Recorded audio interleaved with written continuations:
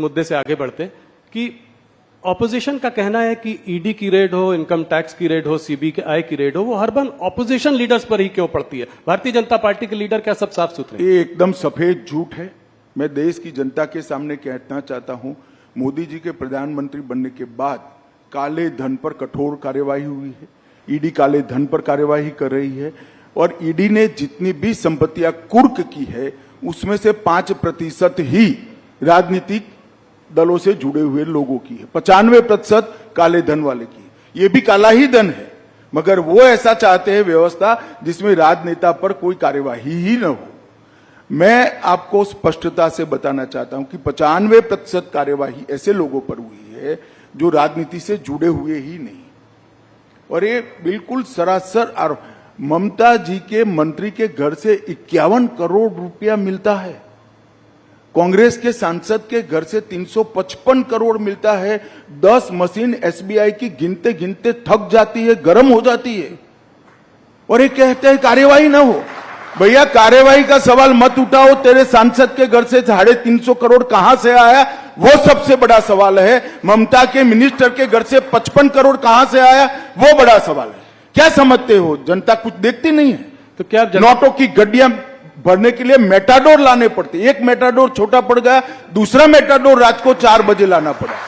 ये कहां जाने वाला था पैसा? राहुल बाबा बता सकते हैं देश की जनता को?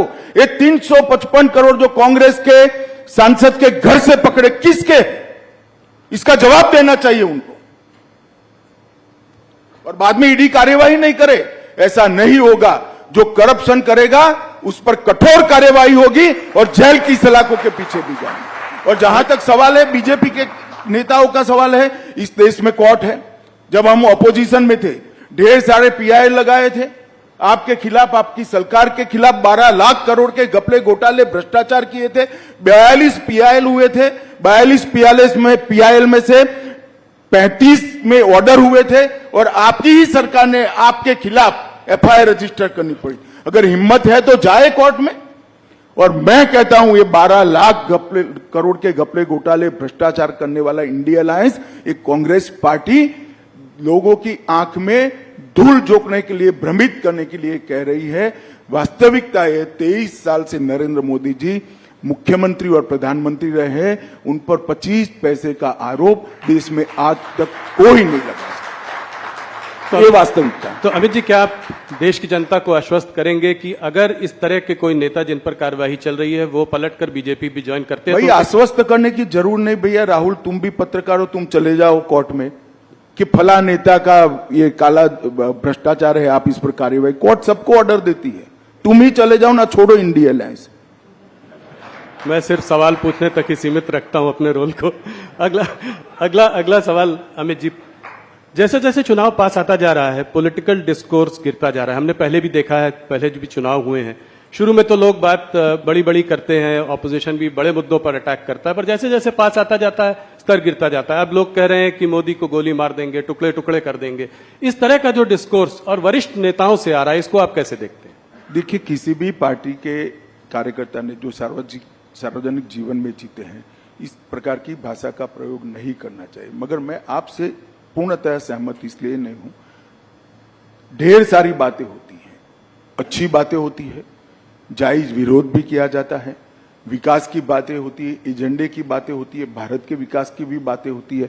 मगर आप लोगों का ध्यान वो कंट्रोवर्शियल 1-1.5 मिनट पर ही टिका हुआ होता है, क्योंकि आपकी टीआरपी इससे जुड़ी हुई है। मेरे इंटरव्यू में से भारत का अच्छा क्या हुआ वो नहीं निकालोगे आप। सीए निकालोगे, 370 निकालोगे, ईडी निकालोगे, ये आपका काम है। खैर, मुझे इसमें कोई तकलीफ नहीं है, मगर मुझे जनता को भी बताना चाहिए। बात को पूरी सुनिए। सब अच्छी बातें भी होती है, ऑपोजिशन भी अच्छे विरोध के मुद्दे लेकर हमारा विरोध करता है। ऐसा नहीं है कि देश में गाली गलौज की राजनीति हुई है। ये बात सही है आपकी, मोदी जी पर कुछ ज्यादा प्रेम है इन लोगों को। तो जब भी चुनाव आता है मोदी जी को गालियां बोलते हैं। मगर एक रिकॉर्ड है मोदी जी का 2001 से, जितनी गालियां ज्यादा पड़ती है, कमल इतना जोर से खिलता है, मोदी जी ज्यादा बहुमत पर। और इस बार भी यही होने, किसी के कहने से कोई मरता नहीं।